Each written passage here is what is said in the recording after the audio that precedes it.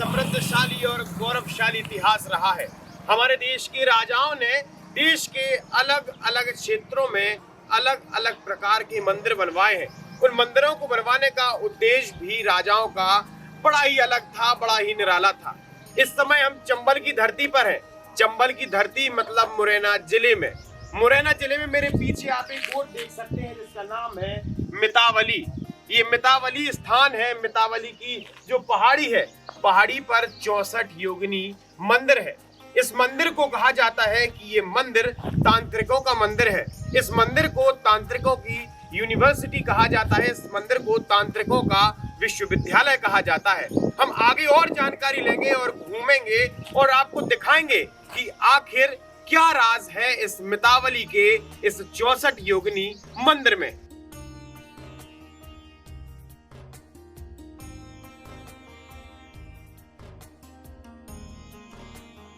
चूंकि 64 योगिनी मंदिर में ऊपर भगवान शिव का मंदिर है, जिसको लेकर कि मंदिर की शुरुआत में ही मंदिर जब हम चढ़ाई शुरू करते हैं, यहाँ पर नंदी की एक प्रतिमा सामने दिखाई देती है, जो कि एक ही शिला से पूरी प्रतिमा बनाई गई है। यहाँ पर खास तो ये चीज देखने को मिलती है कि ये जो प्रतिमा है, ये जो नंदी की मूर्ति है, ये खंडित है।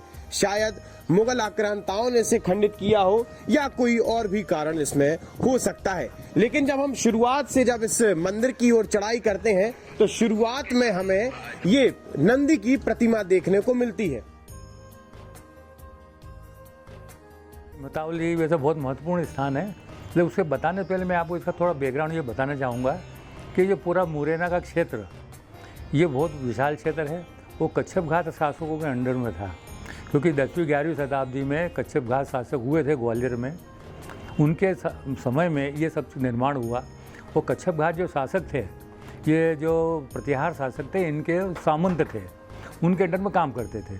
तो ये पूरे इनके 3 ब्रांचेस बन गई थी। एक दुपकुंड की बन गई थी, नरवर की बन गई थी, एक ग्वालियर की बन गई थी। तो सबसे महत्वपूर्ण ग्वालियर की ब्रांच थी, जिनका मेन जो सेंटर है ये मुरैना जिला आता है। मुरैना जिला में ऐसे कई स्मारक हैं, राष्ट्रीय स्मारक हैं, जो कि बहुत महत्वपूर्ण है, अपने आप में एक अनूठे हैं। उसमें मितावली भी है, मितावली है, पढ़ावली है, नरेसर है, बटेसर है, ऐसे और कोई चीज़ है। लेकिन जब प्राचीन समय की हम चीज़ें इसके बारे में देखते हैं तो ये कुंती नगरी नाम से, कुंतलपुर नाम के जगह के नाम से जाना जाता था। चूंकि अब यहाँ से आयुध की टीम मितावली के 64 योगिनी मंदिर की चढ़ाई शुरू करेगी। एक खास बात 64 योगिनी मंदिर के बारे में आपको बता दूं कि इस मंदिर पर कहा जाता है कि शाम होने के बाद मतलब सूर्यास्त होने के बाद लोगों का यहाँ आना वर्जित है।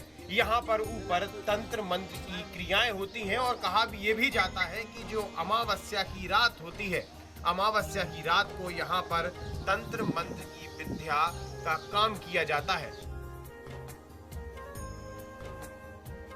एक बहुत ही दिलचस्प बात यह है, जो लोकतंत्र का मंदिर है, जिसे हम संसद भवन बोलते हैं, जो कि दिल्ली में स्थित है, उसकी डिजाइन भी इसी 64 योगिनी मंदिर से ली गई है। आपके लिए मैं सुझाव दूंगा कि गर्मियों के दिनों में यहाँ आने से बचें, क्योंकि गर्मियों का समय है। हमारी आयुध की टीम इस मंदिर को देखने गई है, लेकिन गर्मियों के समय में यहाँ बेहद तेज गर्मी पड़ती है, जिस वजह से यहाँ पर लोगों को कभी कभी दिक्कतों का सामना भी करना पड़ता है। चलिए अब सीधी चढ़ाई है, यहाँ से हम पैदल पैदल ऊपर जाएंगे।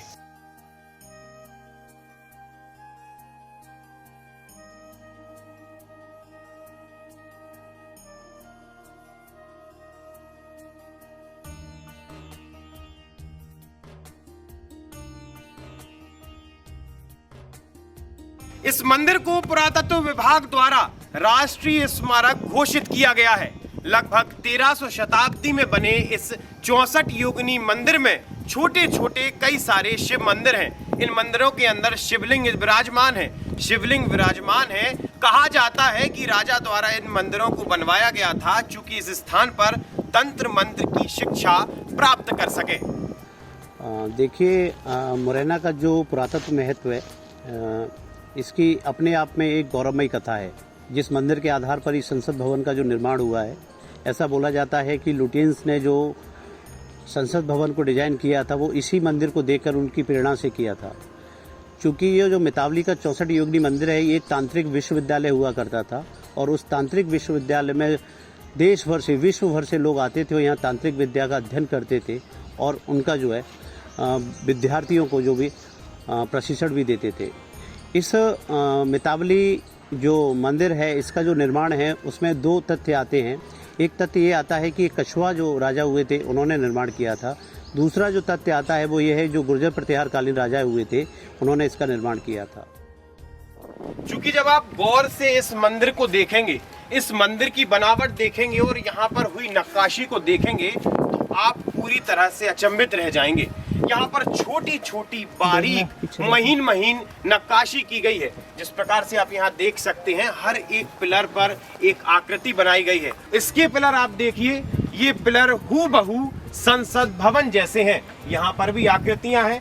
एक अलग अलग डिस्टेंस पे, अलग अलग दूरी पर इन पिलरों को बनाया गया है। जैसे कि संसद भवन में पिलर है, वैसे पिलर यहाँ पर जो 64 योगिनी मंदिर में आपको देखने मिलेंगे।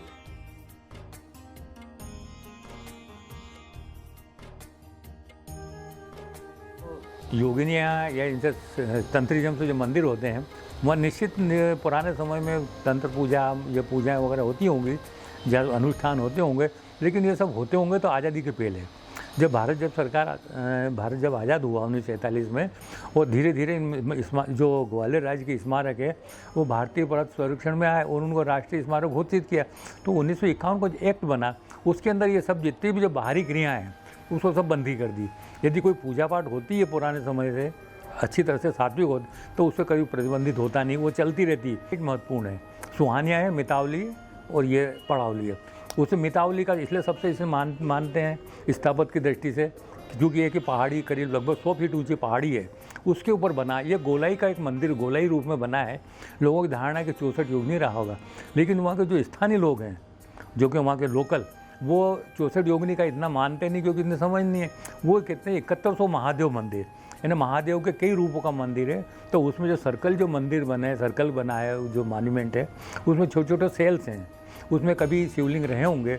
तो उनका ये कहना है कि 7100 महादेव या 101 महादेव को जब इसका जो प्रवेश जाता है, जो इसका जो प्रवेश है पूर्व की तरफ है। अंदर हम जाके देखेंगे तो बीच में शिव मंदिर मिलेगा। शिव मंदिर के हम साइड में देखेंगे, गोलाई के अंदर भी देखेंगे पूरे मंदिर छोटे छोटे कमरे बने और उसमें शिवलिंग रहे होंगे। तो लोगों का ये भी मानना है कि हो सकता है योगिनियों की मूर्तियाँ हों, क्योंकि ये होता है कि किसी भी पंथ का मंदिर बने, चाहे शैव हो, चाहे वैष्णव हो, चाहे शाक्त, कोई भी हो। यदि शैव का होगा तो उनके परिवार देवताओं की प्रतिमाएं वहाँ होगी। तो उनके परिवार देवताओं में ये गणेश है, कार्तिकेय, ये से कई होते हैं, लेकिन यहाँ योगिनी भी उनके सहयोगी थी, वो उनके यहाँ पे चीज़ें बनी। ये मंदिर जैसे अभी वर्तमान में जो चल रहा है कि पार्लियामेंट की जो डिज़ाइन है वो इसी आधार पर ली थी, हो सकता है लिया होगी।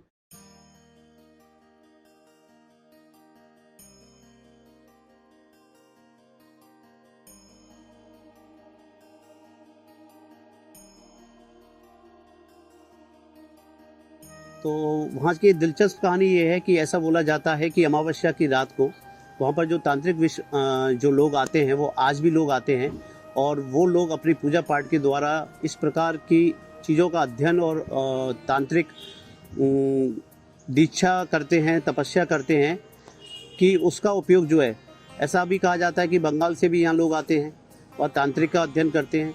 ऐसा हमारे पूर्वज हैं जो आसपास के क्षेत्र के लोग हैं वो ऐसा बताते हैं कि आसपास के कई क्षेत्रों में जब ग्वाले अपनी गाय वगैरह चराने जाते थे, राजस्थान तरफ से बहुत लोग आते थे, तो अगर वहाँ पर जो है एक ग्वाला जो है गया था, वो रात में रुका था, तो उस ग्वाले का जो है उसके बाद में अता पता नहीं चला। तो इस तथ्य से हम ये लगा सकते हैं तत्कालीन समय में जो भारतीय संस्कृति थी वो इतनी शुद्ध रूप से, इतनी प्रांगण और स्थापित थी कि उस समय ऐसे निर्माण हुए जो आज विश्व में अपने आप में एक भारतीय संस्कृति का परचम लहरा रहे हैं।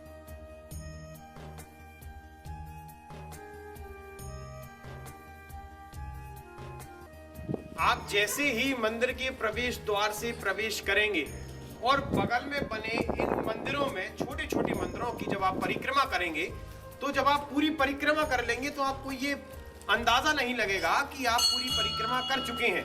आपको ये लगेगा कि शायद अभी आधी परिक्रमा हुई है, लेकिन आपकी परिक्रमा पूर्ण हो जाएगी। बीच में ये गर्भगृह है जहां पर भगवान शिव और माता पार्वती विराजमान है। ये एक पुरातात्विक धरोहर है, जिस वजह से यहाँ पूजन पाठ करने की अनुमति नहीं है, लेकिन श्रद्धालु आते हैं और अपने अपने स्तर पर यहाँ पूजन पाठ करके जाते हैं।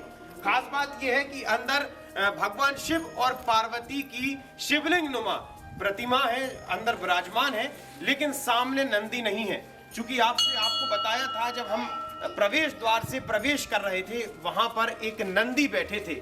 नंदी का मुख बाहर की तरफ था, मंदिर के बाहर की तरफ था, वही नंदी विराजमान है। साथ ही यहाँ से देश के अलग अलग स्थानों से लोग आते हैं, दिल्ली से, कानपुर से, मुंबई से, उड़ीसा से, पश्चिम बंगाल से लोग आते हैं, भगवान शिव के दर्शन करके जाते हैं। और साथ ही यहाँ का ये मानना है कि जो भी अपनी मनोकामनाएं भगवान शिव के सामने रखता है, उनकी सारी मनोकामनाएं पूरी होती हैं। लगातार जुड़े रहने के लिए आयुक्त को सब्सक्राइब जरूर करें।